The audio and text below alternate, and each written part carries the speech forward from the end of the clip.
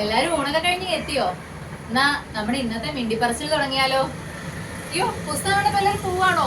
Book review ഒന്നും അല്ല കേട്ടോ. ഇതൊരു 3 പുസ്തകങ്ങള്, എനിക്ക് ഏറ്റവും ഇഷ്ടപ്പെട്ട 3 പുസ്തകങ്ങള്. അതിന്റെ ഒരു കഥയൊക്കെ നിങ്ങളോട് പറഞ്ഞെങ്ങനെ ഇരിക്കാന്ന് വിചാരിച്ചേ. ഈ പുസ്തകവും ഞാനും തമ്മിലുള്ള കണക്ഷന്റെ കഥ എന്റെ ഒരു അഭിപ്രായത്തിലുണ്ടല്ലോന്നേ. നമ്മൾ വായിക്കുന്ന ഈ പുസ്തകങ്ങളൊക്കെ നമ്മളുമായിട്ട് കുറച്ചും കൂടെ എന്താ പറയാ, നമുക്ക് ഇഷ്ടം കൂടുതൽ തോന്നാനുള്ള കാരണം അത് വായിക്കുമ്പോൾ ആ കഥകളുമായിട്ട് അല്ലെങ്കിൽ ആ കഥയിൽ വെച്ച ആ കഥാപാത്രങ്ങളുമായിട്ട് യോജിച്ച് പോണ ഒരു മാനസികാവസ്ഥ നമുക്കും കൂടെ ഉണ്ട്. നമുക്ക് ഭയങ്കര ഇഷ്ടമായിരിക്കും ആ പുസ്തകങ്ങൾ, അല്ലേ? എനിക്ക് അങ്ങനെയാട്ടോ തോന്നണേ. എന്താ നിങ്ങൾക്ക് തോന്നണേ? നിങ്ങളും അങ്ങനെയാണോ? അങ്ങനെ എനിക്ക് ഇതിലെ കഥാപാത്രങ്ങളുമായിട്ട് റിലേറ്റ് ചെയ്യാൻ അല്ലെങ്കിൽ ഈ കഥയുടെ സാഹചര്യമൊക്കെ ആയിട്ടുള്ള ഒരു സിറ്റുവേഷനിൽ ഞാൻ വായിച്ചുള്ള പുസ്തകങ്ങൾ ഇതൊക്കെ. അപ്പൊ ആ കഥയൊക്കെ നിങ്ങളുമായിട്ടൊന്ന് പങ്കുവെക്കാൻ വേണ്ടി ഇതിലെ ഏറ്റവും പ്രിയപ്പെട്ട പുസ്തകം ആ ഫോർ അന്നാമ. ഇത് ഇഷ്ടപ്പെടാനുള്ള കാരണം എന്താന്ന് നിങ്ങളിൽ ചിലർക്കൊക്കെ ഇന്നലെ എന്റെ ഇൻട്രോ കണ്ടവർക്കൊക്കെ മനസ്സിലായിണ്ടാവും അല്ലേ? അതേനെ, അത് തന്നെ. ഓ എന്നാ പറയാനാ, ഇതിലെ ഒരു കഥയാണ് കേട്ടോ. ഓ എന്നാ പറയാനാ. ശരിക്കും ഈ അന്നമ്മ പറഞ്ഞ ഇവര് നമ്മുടെ പാലാക്കാരിയാണ്. പാലായിന്ന് പാലക്കാട്ടേക്ക് കല്യാണം കഴിച്ചു വന്നൊരു കുട്ടിയാണ്. ഞാനും പാലക്കാരിയാണേ. പാലായിന്ന് തൃശ്ശൂരിലേക്ക് കല്യാണം കഴിച്ചു വന്ന കുട്ടിയും. എനിക്ക് അതുകൊണ്ട് തന്നെ ഇവർ ഈ പറഞ്ഞ ഈ സെക്കൻഡ് കഥ നിങ്ങൾ വായിച്ചിട്ടുണ്ടാവും ഈ പുസ്തകം, അല്ലേ? ഇത് ഈ കഥയില് പറയുന്ന കാര്യങ്ങളൊക്കെ എനിക്ക് ഭയങ്കരമായിട്ട് റിലേറ്റ് ചെയ്യാൻ പറ്റി. കാരണം നമ്മുടെ ഈ ഭാഷ, ഓ എന്ന, ഓ പറ, അങ്ങനെയൊക്കെയുള്ള ഈ ഭാഷയൊക്കെ ഈ തൃശ്ശൂര് പാലക്കാട് ഏരിയയിലേക്ക് പോകുമ്പോ അവർക്കൊക്കെ കുറച്ച് ഭയങ്കര ഡിഫറെന്റ് ആയിട്ട് തോന്നും. അപ്പൊ അതിന് നമ്മളെ കളിയാക്കാനുള്ള ചാൻസ് ഒക്കെ ഭയങ്കര കൂടുതലാണ്. അങ്ങനെ ഒരുപാട് കോമഡി ഒക്കെ ഉണ്ടായിട്ടുണ്ട്. എന്റെ റിലേറ്റീവ്സ് ഒക്കെ എന്നെ ഒരുപാട് കളിയാക്കിയിട്ടൊക്കെ ഉണ്ട്. അപ്പൊ ഇവര് അതേപോലെയുള്ള അനുഭവങ്ങളാണ് ഈ കഥയിൽ പറയുന്നത്. അപ്പൊ എനിക്ക് അതുകൊണ്ട് ഈ കഥ ഭയങ്കര ഇഷ്ടമാണ്. അത് തന്നെയാണ് ഈ പുസ്തകമായിട്ടുള്ള എന്നെ അടുപ്പിക്കുന്ന ഒരു കാര്യം. കാരണം ഞാൻ അനുഭവിച്ചിട്ടുള്ള ഒരു സെയിം കാര്യങ്ങളൊക്കെ കഥയായിട്ട് കാണുമ്പോൾ നമുക്കതിന് ഇഷ്ടപ്പെടുമല്ലോ, അല്ലേ? അപ്പൊ അത് അങ്ങനെ ഒരു പുസ്തകം. പിന്നെ എനിക്ക് ഇഷ്ടപ്പെട്ടതെന്നാണ് ദൈവത്തിന്റെ ചാരന്മാർ. ഇത് പക്ഷെ കുറച്ചൊരു ഇമോഷണലി എന്നെ ടച്ച് ചെയ്തൊരു പുസ്തകമാണ് കേട്ടോ. അത് വേറൊന്നുമല്ല, നമ്മൾ ഈ ഓൺലൈൻ ജോബ്സിനെ കുറിച്ചൊക്കെ ഒരുപാട് കേട്ടിട്ടുണ്ടാവും അല്ലേ? അങ്ങനെ വർക്ക് ചെയ്യുന്ന ആളുകളും ഉണ്ടായിരിക്കും അല്ലേ? ഞാനും അതുപോലെ അറ്റ് പ്രസന്റ് ഞാൻ അതുപോലൊരു വർക്കാണ് ചെയ്യുന്നത്. പക്ഷെ എനിക്ക് ജോലിയൊക്കെ കിട്ടണേക്കാൾ മുന്നേ ഞാൻ ഒരു ജോലിക്ക് വേണ്ടി കുറേ ശ്രമിച്ചിട്ടുണ്ട്. ഒരുപാട് ആപ്ലിക്കേഷൻസ് അയച്ചിട്ടുണ്ട്. അങ്ങനെയൊക്കെ വന്നപ്പം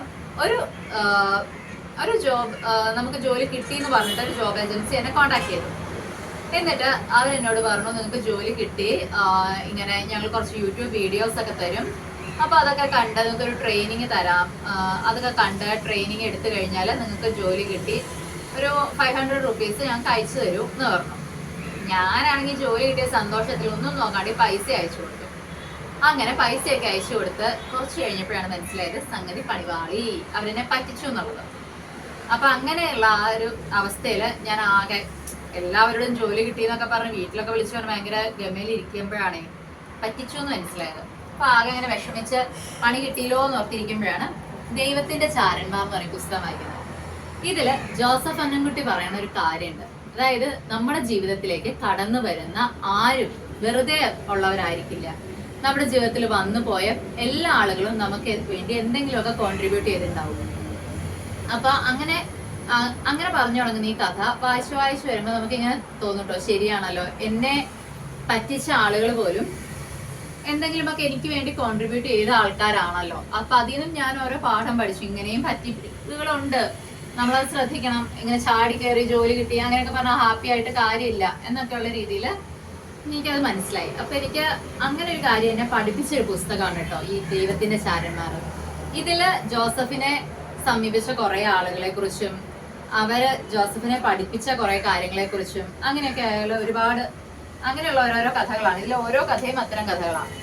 അപ്പൊ എനിക്ക് അതുകൊണ്ട് ഈ പുസ്തകം ഭയങ്കരമായിട്ട് റിലേറ്റ് ചെയ്യാൻ പറ്റും. ഞാൻ അത്ര വിഷമിച്ചിരുന്ന സമയത്ത് വായിച്ചൊരു പുസ്തകമാണിത്. അത് മാത്രമല്ല, ഈ പുസ്തകം വായിച്ചു കഴിഞ്ഞിട്ട് ഒരു കാര്യം കൂടി ഉണ്ടായി. എനിക്ക് ഈ മെസ്സേജ് അയച്ചതിന് എന്നോട് ഇങ്ങനെ യൂട്യൂബ് വീഡിയോസ് ഒക്കെ അയച്ചു തരുന്ന ഒരു നമ്പർ ഉണ്ടായിരുന്നു, പെൺകുട്ടിയുടെ. അപ്പൊ ഞാൻ ആ കുട്ടിക്ക് തിരിച്ചൊരു മെസ്സേജ് അയച്ചു, നിങ്ങൾ എൻ്റെ ജീവിതത്തിലേക്ക് കടന്നു വന്നതിൽ ഒരുപാട് സന്തോഷം. ഇങ്ങനെയും കുറെ ആളുകൾ ഈ ഭൂമിയിലുണ്ട്, അതുകൊണ്ട് ശ്രദ്ധിച്ച എല്ലാവരോടും സംസാരിക്കാവൂന്ന് എന്നെ പഠിപ്പിച്ചതിന് എന്ന് പറഞ്ഞ് ഞാനൊരു മെസ്സേജ് അയച്ചു കുട്ടിക്ക്. അപ്പൊ ആ കുട്ടി എനിക്ക് റിപ്ലൈ ചെയ്തു കേട്ടോ. ആ റിപ്ലൈയും എനിക്ക് കുറച്ച് ഫീൽ ചെയ്തു. അതായത് ആ കുട്ടി പറഞ്ഞു, ചേച്ചി സോറി, ആക്ച്വലി ഞാൻ ഇതൊരു പറ്റിയതാണെന്ന് അറിഞ്ഞുകൊണ്ടൊന്നും അല്ല, എന്നെയും അവർ പറ്റിച്ചിട്ടുണ്ട്, ചേച്ചിക്ക് ഇപ്പൊ 500 രൂപയല്ലേ പോയുള്ളൂ. എനിക്ക് ഇതുപോലെ പൈസ പോയത് മാത്രമല്ല, എന്റെ 1 മാസത്തെ ശമ്പളവും അവർ തന്നിട്ടില്ല. അങ്ങനെയൊക്കെ പറഞ്ഞപ്പോ ശരിക്കും എനിക്ക് വിഷമം തോന്നി. അത് മാത്രമല്ല, എനിക്ക് ആ കുട്ടിയോട് ഉണ്ടായിരുന്ന ഒരു ദേഷ്യം എന്റെ മനസ്സിൽ നിന്ന് പോവുകയും ചെയ്തു. അപ്പൊ അങ്ങനെ ഒരു കാര്യം എന്റെ ജീവിതത്തിൽ സംഭവിക്കാനിടയായത് ഈ ഒരു പുസ്തകം കൊണ്ടാണ്. അല്ലെങ്കിൽ ഞാൻ എപ്പോഴും ആ കുട്ടിയോടുള്ള ഒരു ദേഷ്യം, അല്ലെങ്കിൽ എനിക്കിങ്ങനെ ഒരു അബദ്ധം പറ്റിയില്ലോ എന്നുള്ളൊരു വിഷമത്തിലായിരുന്നേനെ. പക്ഷെ ഈ പുസ്തകം വായിച്ച് ആ കുട്ടിക്ക് അങ്ങനെ ഒരു മെസ്സേജ് അയക്കാൻ എനിക്ക് തോന്നി. ആ കുട്ടിയുടെ മറുപടി കേട്ടപ്പോൾ ആ കുട്ടിയോടും എനിക്കൊരു സിമ്പതി തോന്നിപ്പോയി. എനിക്ക് ആ കുട്ടിയോട് ആ ദേഷ്യം അത്രയും പെട്ടെന്ന് പോയി. അപ്പൊ അങ്ങനെ നമുക്ക് എന്തെങ്കിലുമൊക്കെ വിഷമങ്ങളൊക്കെ ആരെങ്കിലും നമ്മളുടെ ജീവിതത്തിൽ നമുക്ക് തന്നിട്ടുണ്ടെങ്കിൽ അവരെല്ലാം വെറുതെ വന്ന് നമ്മളെ വിഷമിപ്പിച്ച് പോണവർ മാത്രമല്ല, അവരൊക്കെ നമ്മളെ ഓരോ പാഠങ്ങൾ അല്ലെങ്കിൽ എന്തെങ്കിലുമൊക്കെ കാര്യങ്ങൾ നമുക്ക് മനസ്സിലാക്കി തന്നിട്ടാണ് പോണത്. അപ്പൊ അവരോടൊക്കെ നമ്മൾ ഗ്രാറ്റിറ്റ്യൂഡ് ഉള്ളവരായിട്ട് ഇരിക്കുക. അങ്ങനെ ആ ഒരു തോട്ട് എനിക്ക് തന്നത് ഈ ഒരു പുസ്തകമാണ്, ദൈവത്തിന്റെ ചാനലാണ്. എനിക്കിത് ഭയങ്കരമായിട്ട് ഇഷ്ടപ്പെട്ട ഒരു പുസ്തകമാണ്. പിന്നെ ഒരു പുസ്തകം സുഭാഷ് ചന്ദ്രന്റെ സമുദ്രശില. ഇതിനെ പറ്റി ഇപ്പൊ ഞാൻ എന്താ പറയാ, ഈ പുസ്തകം ഇതിലുള്ള ഒരു കഥാപാത്രം അമ്പയും അവരുടെ മകനെ കുറിച്ചൊക്കെയാണ് ഇതിൻ്റെ ഉള്ളിൽ പറയുന്നത്. അപ്പൊ എനിക്ക് ഈ പുസ്തകം എനിക്ക് മനസ്സിൽ ഇത്രയ്ക്ക് ടച്ച് ചെയ്യാനുള്ള പ്രധാന കാരണം എനിക്ക് തോന്നുന്നു, ഞാൻ ഈ പുസ്തകം വായിക്കുന്നത് എൻ്റെ മോനെ പ്രസവിച്ച് കിടക്കുന്ന സമയത്താണ്. അപ്പോൾ ഓഫ് കോഴ്സ് ഹോർമോണൽ ഇംബാലൻസ് ഒക്കെ ഒരുപാട് ഇങ്ങനെ ചാടിത്തുള്ളി നിൽക്കുന്ന ഒരു സിറ്റുവേഷൻ ആണല്ലോ അത്. ആ ഒരു ടൈമില് എന്താ പറയാ, ഒരു നോർമൽ അല്ലാത്ത ഒരു കുട്ടീൻ്റെ അമ്മയായി ജീവിക്കേണ്ടി വന്ന ഒരു സ്ത്രീയുടെ കഥയാണ് ഈ അമ്പ പറയുന്നത്. അതും ഒറ്റയ്ക്ക് ആ കുട്ടീനെ വളർത്തേണ്ടി വരുന്ന ഒരു സാഹചര്യവും ഒക്കെ ആയിട്ട് ഉള്ള ആ ഒരു എന്താ പറയുക, ആ ഒരു അമ്മയുടെ ആ ഒരു വിഷമവും ആ ഒരു ഫീലിങ്സ് ഒക്കെ എനിക്ക് ശരിക്കും ഒരു മകന്റെ അമ്മയായിട്ട് ഇരുന്ന് ഈ പുസ്തകം വായിച്ച ആ ഒരു സിറ്റുവേഷൻ എനിക്ക് ഭയങ്കരമായിട്ട് ടച്ച് ചെയ്തു. എന്നെ കുറേ കാലം ആ പുസ്തകം വായിച്ച് കഴിഞ്ഞിട്ടും കുറേ കാലം ഈ പുസ്തകം എന്നെ ഹോണ്ട് ചെയ്തിട്ടുണ്ട്. ശരിക്കും ഒരുപാട് എനിക്ക് ഏറ്റവും അധികം തോന്നിയത് ഇത് എഴുതിയ ആള് സുഭാഷ് ചന്ദ്രൻ എന്ന് പറയുന്ന ആ വ്യക്തി ഒരു പുരുഷനായിട്ട് പോലും ഒരു സ്ത്രീയുടെ ആ ഒരു മാനസികാവസ്ഥ എത്ര ഭംഗിയായിട്ടാണ് അദ്ദേഹം ഇതിൽ ഓരോ വരിയിലും വിവരിച്ചിരിക്കുന്നതെന്ന് കാണുമ്പോഴേ ഭയങ്കരമായിട്ട് എന്നെ വല്ലാണ്ട് ഹോണ്ട് ചെയ്തൊരു പുസ്തകമാണിത്.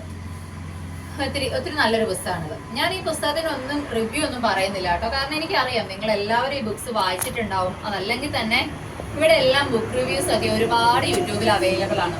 ഞാനപ്പോ ചുമ്മാ ഇങ്ങനെ ഞാൻ പറഞ്ഞല്ലോ വെറുതെ മിണ്ടി പറയാൻ. അപ്പൊ അങ്ങനെ ഇരുന്നപ്പോ ഞാൻ വിചാരിച്ചു എന്നാ ഈ 3 പുസ്തകങ്ങളൊന്ന് നിങ്ങളെ കാണിച്ചു തന്നാലൊന്ന്. എനിക്ക് മനസ്സിന് ഏറ്റവും ഇഷ്ടപ്പെട്ട, എന്റെ മനസ്സിനോട് ഏറ്റവും അധികം ചേർന്ന് നിൽക്കുന്ന 3 പുസ്തകങ്ങൾ. അപ്പൊ ഇങ്ങനെ അത്രേ ഉള്ളൂ ഇന്നത്തെ വീഡിയോ. ഇത് കാര്യമായിട്ടൊന്നും ഇല്ല, ഇങ്ങനെ കുറച്ചൊക്കെ മിണ്ടിയും പറഞ്ഞു ഇരിക്കാന്നേ. അപ്പൊ നിങ്ങൾക്കും ഇതുപോലെ ഫേവറേറ്റ് ആയിട്ടുള്ള ഏതെങ്കിലും പുസ്തകങ്ങൾ ഉണ്ടെങ്കിൽ അതൊക്കെ ഒന്ന് കമന്റ് ചെയ്യൂ. ഞാൻ വായിച്ചിട്ടില്ലാത്താണെങ്കിൽ എനിക്കും വായിക്കാമല്ലോ. അതുപോലെ നിങ്ങൾക്ക് ഇഷ്ടപ്പെടാൻ ഉണ്ടായ കാരണങ്ങൾ എന്തൊക്കെയാണെന്നും ജസ്റ്റ് ഒന്ന് കമന്റ് ചെയ്യൂ. നമുക്ക് എല്ലാവർക്കും ഒന്ന് കാണാലോ. അപ്പൊ ശരി, പിന്നെ കാണാം.